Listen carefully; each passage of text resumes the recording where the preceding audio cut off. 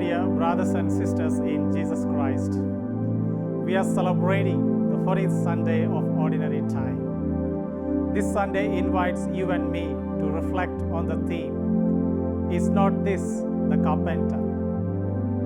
Is not this the carpenter?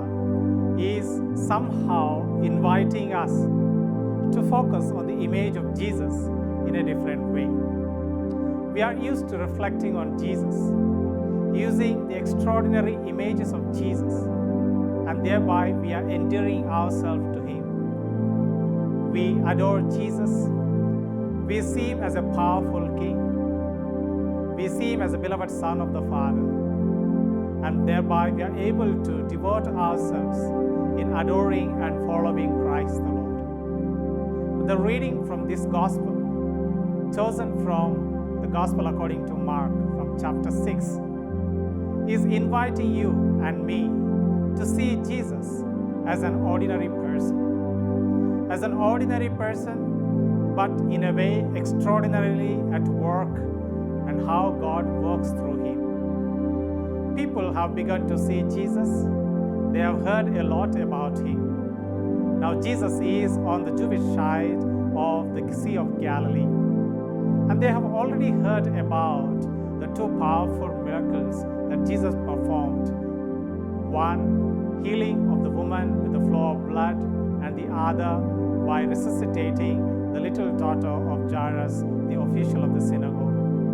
And when Jesus comes to Nazareth, people are just waiting to see how powerful and how powerfully He can perform the miracles.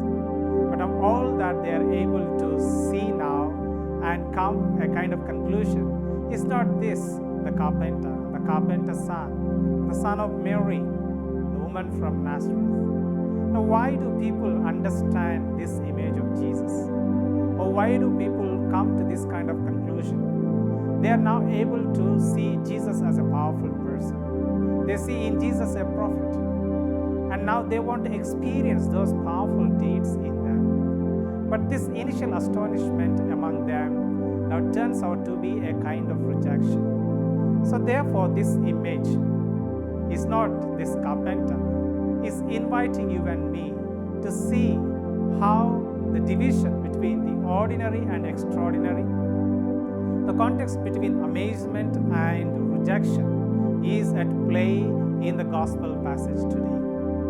Now, something that we see in the gospel passage is same time also traceable in the first reading from Prophet Ezekiel.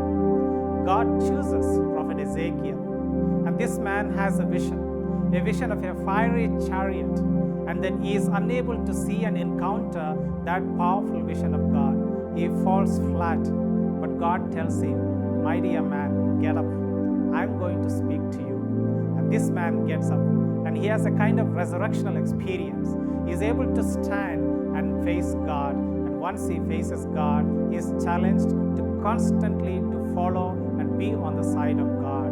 God tells him, "You go and speak for me, whether people hear you or hear you not, but let them realize there is a prophet among them." So this kind of amazement as well as a kind of rejection from the side of people is already at play from the prophetic tradition. We also come to know this kind of similar experience in the second reading taken from 2 Corinthians. You know, the people have difficulty to recognize and understand Paul as an apostle of Christ. They are looking for more powerful deeds from the side of Paul. They are looking for, or in a way desiring, a kind of great religious experiences from the side of Paul.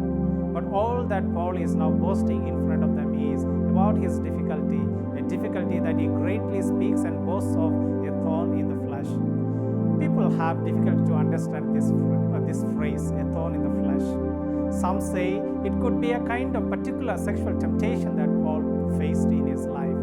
But much more than that, this is one way of understanding and a kind of popular way of belittling the kind of difficulty that Paul is speaking about.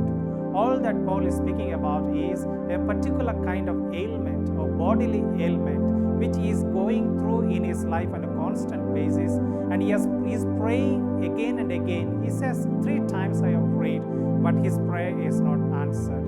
But then Paul now begins to boast about it he boasts about it through his particular experience. Why he boasts is that in his suffering, the power of Christ can be manifested. And therefore, instead of praying for now, for the release of this particular problem, Paul begins to boast so that the power of Christ can be made known. Now, how is that power of Christ is made known? It is made known when we constantly see Jesus as he is. Now, he is presenting himself in this Nazarene community, in his hometown, as he is as a son of Mary. He is a brother of James, Jose, Simon, and Judas, the famous three children of Jacob, as well as the story of how Jesus is presenting himself, that kind of prophetic tradition itself, where prophets are not welcomed in their hometown. Now, what is Jesus trying to communicate in this experience? Jesus is trying to communicate to us that as we hear and see Jesus, we are called to see him and follow him. There is a kind of ordinary experience in this extraordinary person of Jesus. Jesus invites you and me today that we need to continue to hear him and continue to believe him, be it in the image of Jesus the carpenter, or be it Jesus the image of the Son of David, or be it Jesus the image of Son of God. Jesus represents himself completely in all these images, and he keeps challenging us to believe in him. May God bless you and me as we continue